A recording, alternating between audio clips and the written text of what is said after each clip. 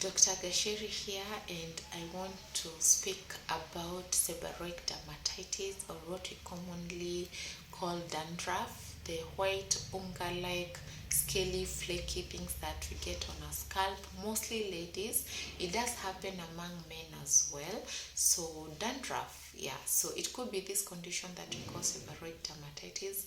It's recurrent, it does happen over and over, caused by yeasts. Most everyone has yeast on their bodies, on their skin. It's part of normal flora. There are different types of yeast as well, so sometimes this could turn pathogenic, or rather cause a condition. This is one of those conditions, and sometimes there's this condition we call pityriasis versicolor. In Kimiru we call it kabarabaro. It's very common, very highly recurrent. I'm going to speak about kabarabaro another time, or this versicolor. So today I want to share about seborrheic dermatitis and what we do make it worse. For example, we clean our scalp if we have this condition, especially with very harsh shampoos. I've seen even in salons, there's a mkorogo of shampoo, sometimes in a kibuyu. I don't know really what makes up that shampoo, but my guess is that this homemade, or these shampoos could be quite harsh, and this could be an issue. Dry up your scalp, sometimes make it a bit, even a little more itchy. Use of hot water to wash the scalp. Okay, this dries up the scalp. It will make even inflammation worse. Washing, scratching the scalp. You have this scaliness and all these things, so you really scratch the scalp using nails and all that. This is also wrong. It will just wake up the inflammation. It's how your blood vessels, blood cells and all these things that try to balance things in your body will just come to your scalp, because they're sensing some irritation and all these things, and in the process you get inflammation, either the redness, swelling, itchiness and all this, and it will just worsen the flakiness. Okay, so it will take around 72 hours. The itchiness becomes really bothersome, and you get these white things that we're talking about. I've also realized most people with this condition in the salons, they're using topical steroids. Okay, so you tell them that after a while, I get this flakiness and itchiness. So immediately after, they braid your hair or wherever it is, they use these ointments. So, well, these are anti-inflammatories, and that's why most of you will swear by them.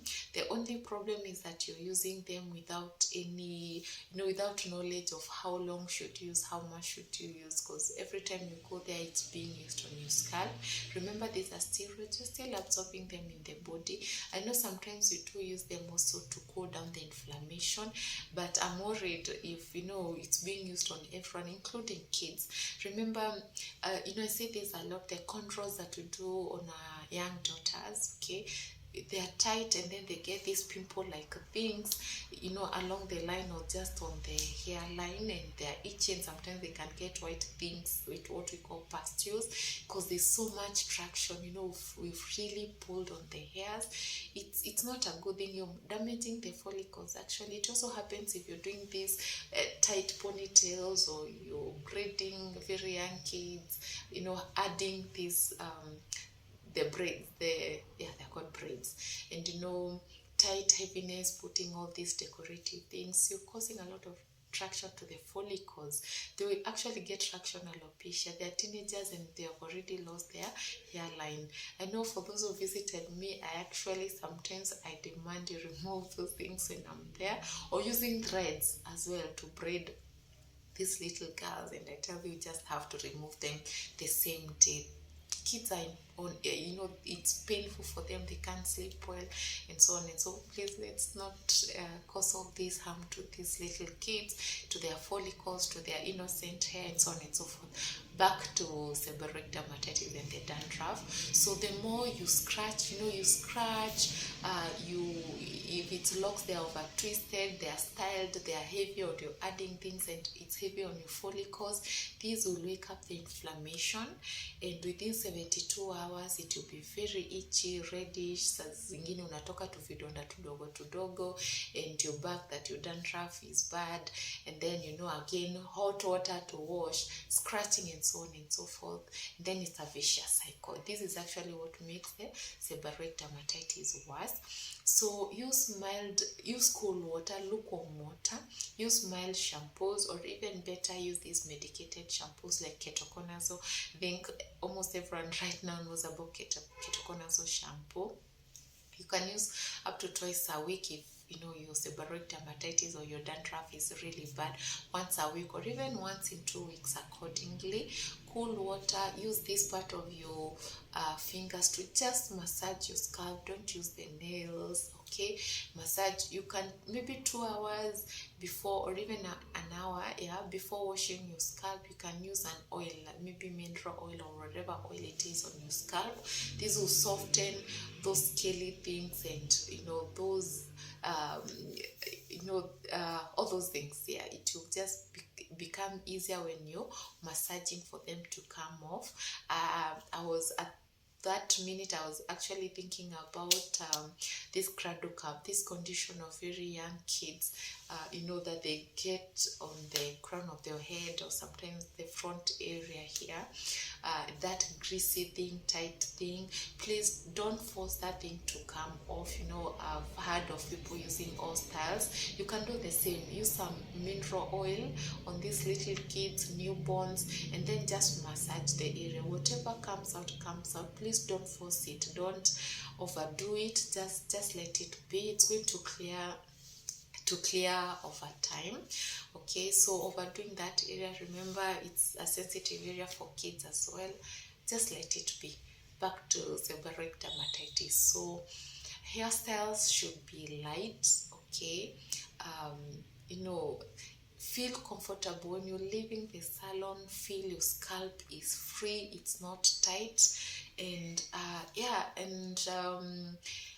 this also happens that people use these heavy ointments, including these hair foods, and you're blocking your follicles and so on and so forth. This could also make it worse. Okay, just use simple moisturizers. Also, don't use these whatever you call protective hairstyles, the wig, and it's really covering your scalp. There's nowhere to actually breathe. Just use free, good air circulation on your scalp. This is going to help with seborrheic dermatitis. When it's too bad, and it's red, it's vidonda, and highly recurrent, seek medical advice, because actually we can treat. The only problem is that you guys, we give you medication, and then even sometimes to swallow, and then you just keep buying over the counter, and this is recurrent, and you're not doing anything else to control it. Remember, this could be dangerous. You could get pregnant and you don't know that you're not supposed to swallow these drugs, or it could be excessive for you, and maybe you take alcohol. Remember, it's also common in men, but even women maybe take excessive alcohol, and you're taking these drugs, and then you end up with liver failure. I think what I'm trying to say is stop over the counter management for anything. Just come for advice, and then remember, you could actually be having other conditions that are confused for seborrheic dermatitis, especially psoriasis of the scalp. It just presents more or less the same, and this is a condition that need to be managed and treated extensively in a different way. So if it's too much, just be evaluated before you even continue with the home care that I have just mentioned.